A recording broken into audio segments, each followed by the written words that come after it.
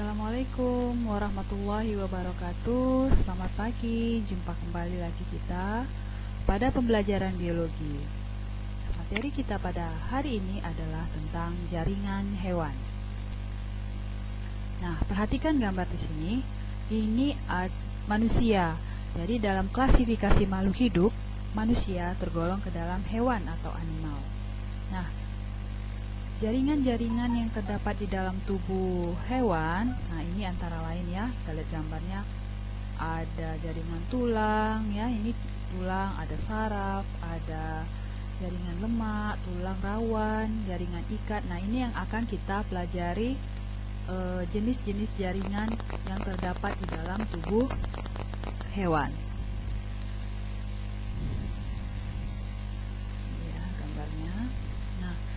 Kita ingat kembali struktur dari tubuh makhluk hidup. Ya, diawali sel, kumpulan sel membentuk jaringan, kumpulan jaringan membentuk organ, kumpulan organ membentuk sistem organ, dan sistem organ akan menyusun sebuah organisme atau satu individu makhluk hidup. Nah, contoh di sini organ. Ini ada lambung. Ya, nah lambung ini adalah organ. Nah, organ tadi tersusun dari jaringan-jaringan. Nah, kita lihat jaringan yang menyusun lambung. Ada jaringan epitel. Ini lapisan yang paling luar yang warna merah. Kemudian ada jaringan ikat. Ada jaringan ototnya atau bahasa umumnya itu disebut dengan daging. Kemudian ada jaringan saraf. Kemudian kita lihat lagi organ yang berikutnya. Nah, ini adalah, ya benar, ini jantung.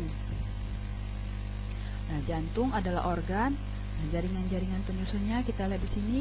Ini adalah jaringan saraf, ada ototnya, ya, ada jaringan pengikatnya.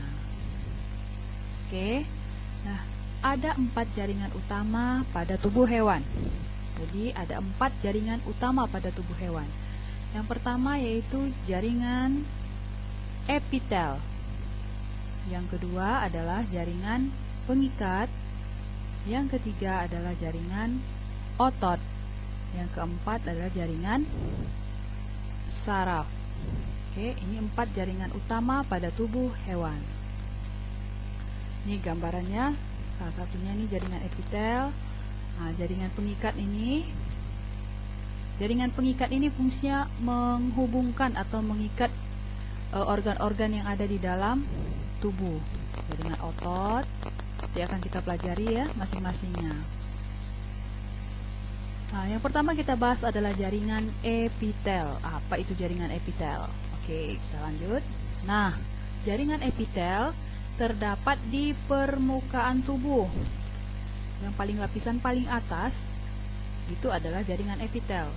Jadi di permukaan kulit kita, kemudian di permukaan lambung, di permukaan usus, paling atas itu adalah jaringan epitel.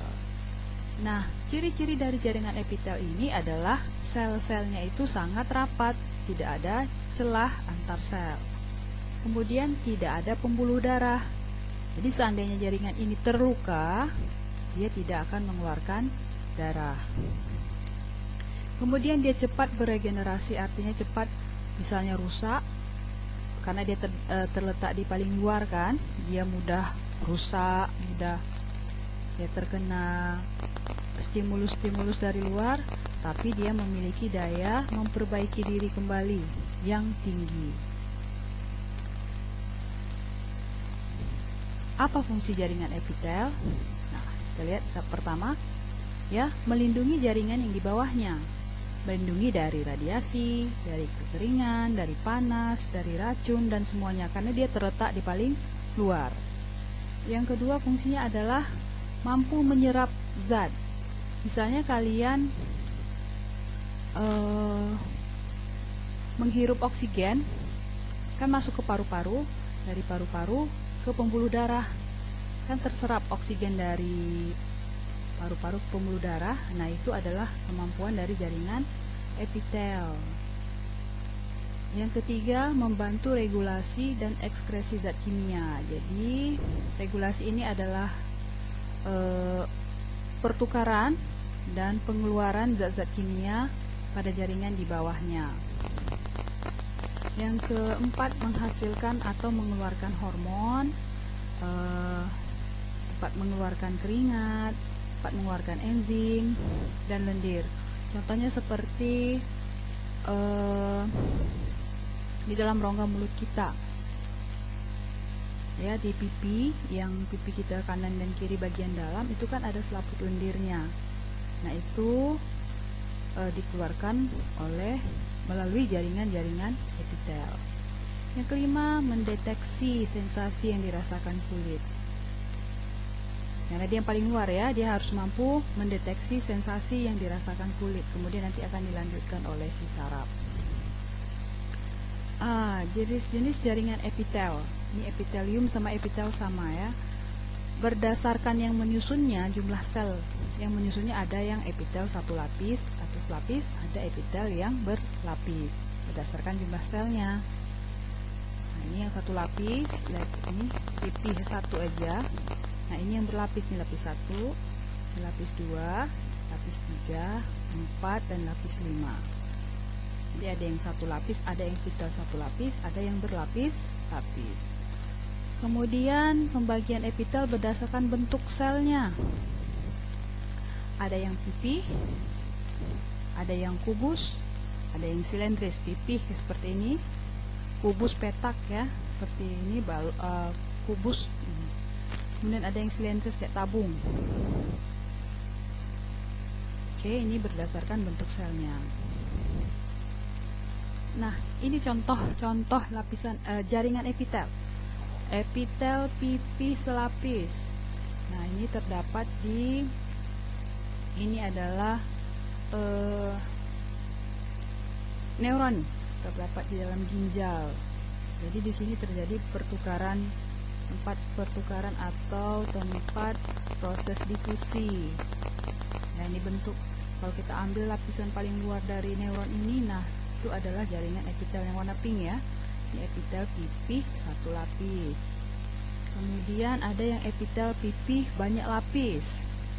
Ini terdapat di rongga mulut, nih, sampai ke kerongkongan. Ini adalah pipih banyak lapis. Ini lain juga pada kulit kita adalah lapisan epitel pipih banyak lapis.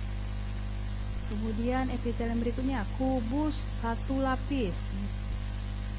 Ini terdapat di dinding ginjal, ya. Di sini adalah epitel kubus satu lapis di ginjal kita, ya. Kemudian sekarang yang kubus banyak lapis. Nah, ini pada saluran kelenjar keringat. Jadi tempat keringat kita itu dihasilkan. Nah, di situ sel-selnya paling luarnya adalah epitel kubus banyak lapis, ya. Kemudian epitel silindris selapis. Ini silindris selapis, ini terdapat di sistem pencernaan makan usus, ya, epitel silindris. Kemudian ada epitel silindris yang banyak lapis. Nah, ini terdapat pada uretra, tempat pengeluaran urin, ya. Kemudian ada di trakea dan di faring, di saluran pernafasan.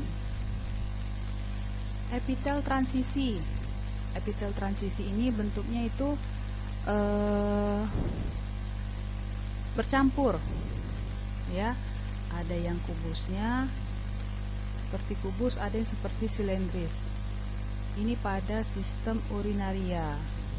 Ini sistem urin kita, ya. Kemudian epitel kelenjar. Ini terdapat pada kelenjar-kelenjar. Contohnya ini pada pankreas. Ini seperti daun ini. Ini kelenjar-kelenjar kita, ini kelenjar keringat. Nah, ini kelenjar-kelenjar kita ini tadi pankreas. Kemudian ini ada testis. Kalau perempuan ada di ovarium. Kemudian ini ada kelenjar tiroid. Nah, ini disusun oleh epitel kelenjar. Oke, next kita jaringan epitel sudah selesai. Nah, sekarang kita ke jaringan ikat. Apalagi nih jaringan ikat, ya. Jaringan ikat ini ditemukan di semua organ tubuh, dia menyebar. Ya. Nah, terdiri dari dua komponen, ada sel, ada matriks. Fungsinya secara umum adalah tadi seperti yang Ibu katakan, mengikat atau menghubungkan satu organ dengan organ lainnya. Sesuai dengan namanya ya, jaringan ikat. Mengikat satu organ dengan organ lainnya nih. Ini contoh jaringan ikat. Nah, nanti kita pelajari. Nah, ini menopang organ tubuh karena dia mengikat, jadi menopang, kemudian juga memberi perlindungan pada organ tubuh.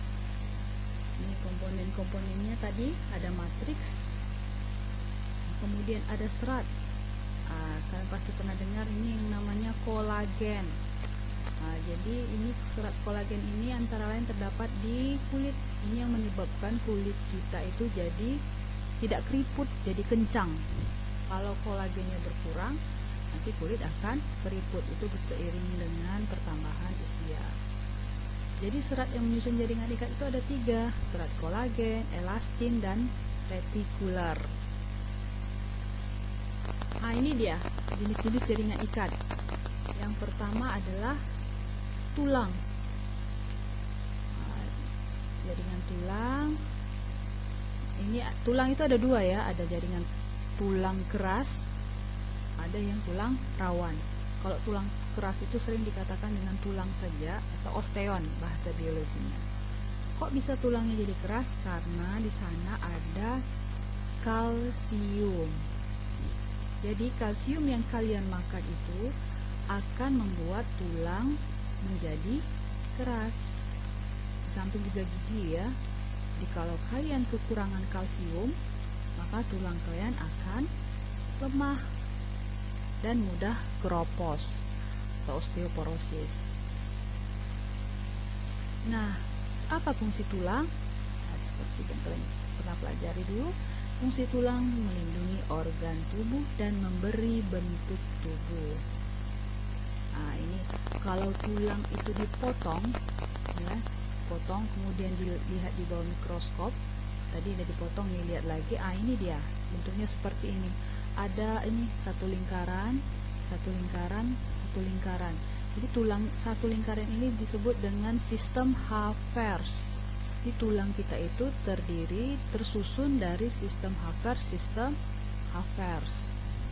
Nah, lihat di sini ada bagian tulang yang padat, kompak.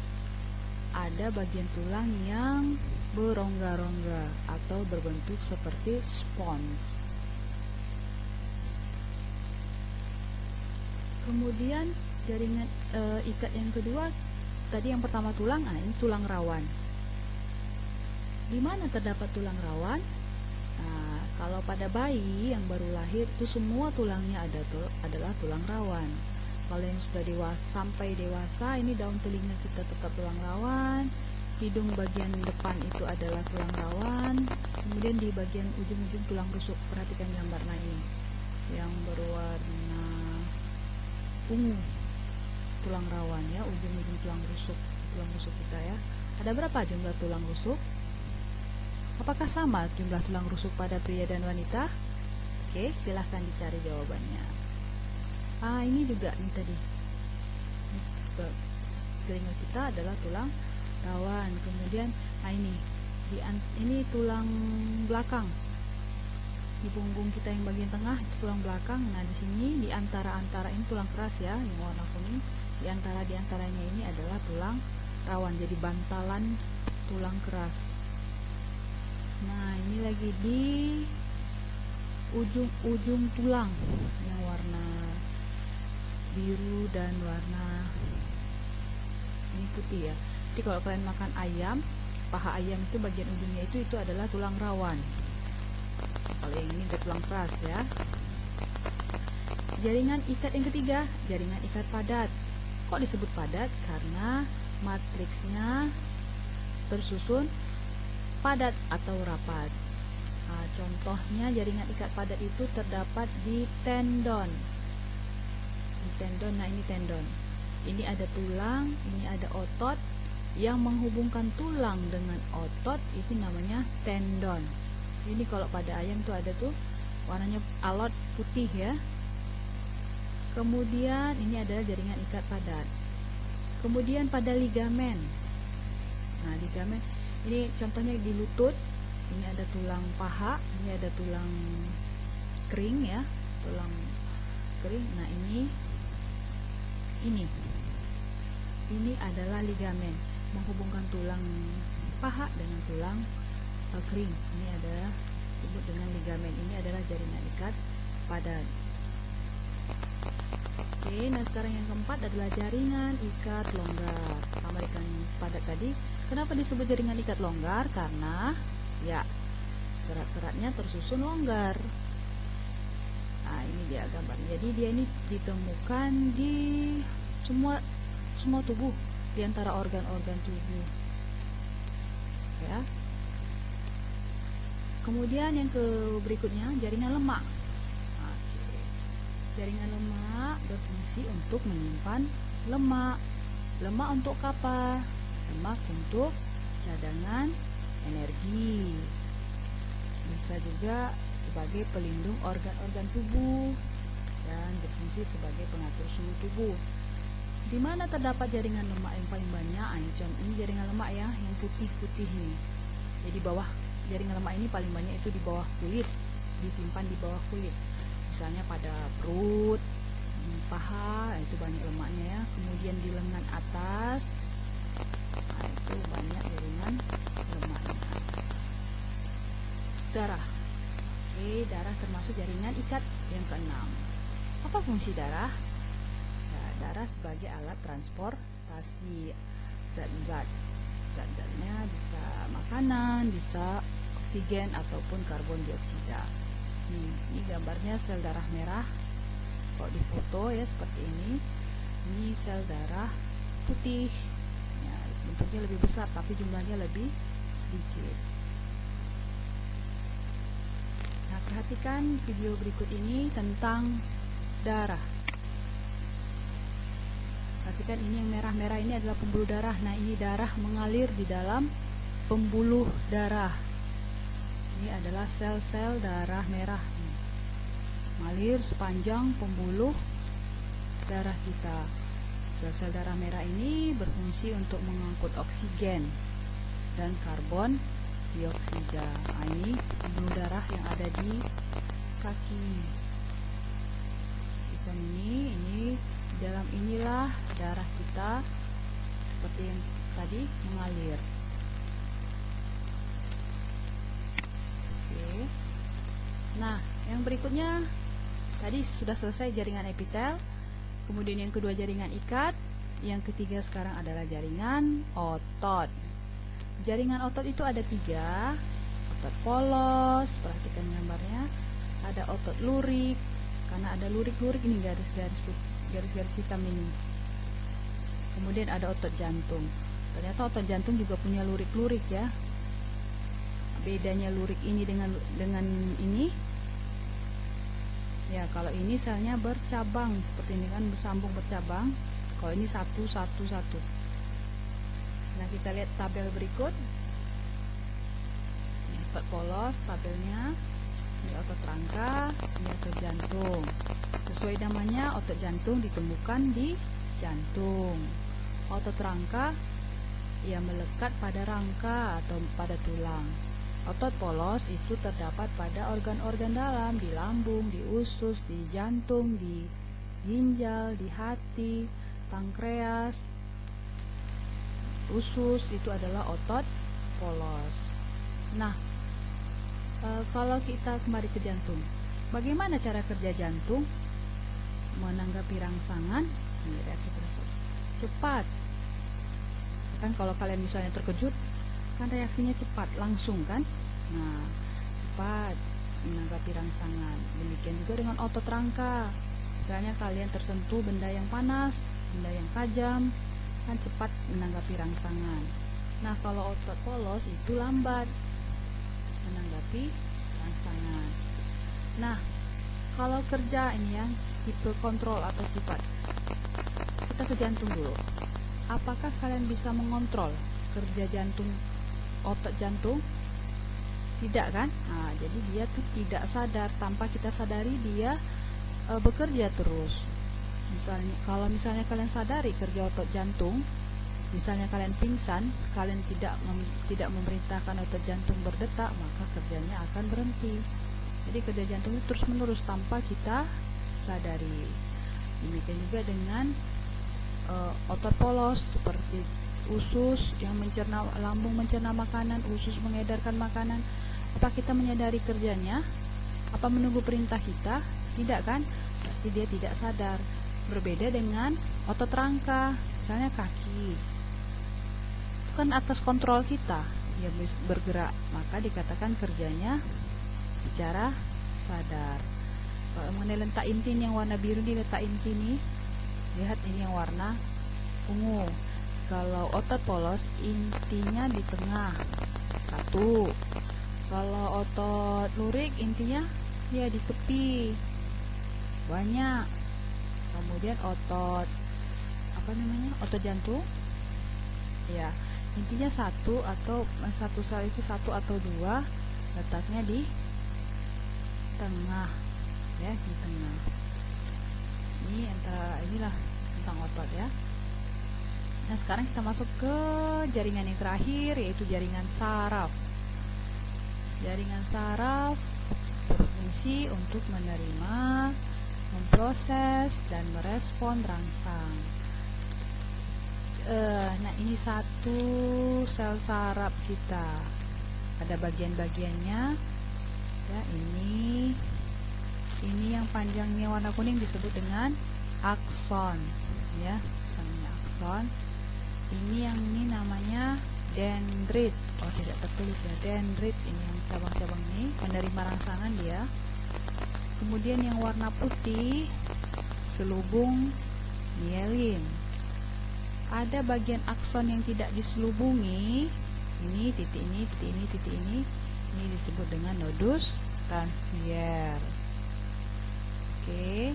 Apalagi sel Schwann? Sel Schwann ini adalah sel-sel penyusun dari selubung mielin. Ini satu buah sel saraf. Ada berapa sel saraf dalam tubuh kita? Oh, miliaran. Ya, sangat banyak sekali. Nah, ini adalah gambar jaringan saraf dalam tubuh kita. Seperti ini ya. Jadi saraf pusat kita, pusat pemerintah saraf atau saraf pusat kita itu adalah otak. Ini saraf-saraf tepi.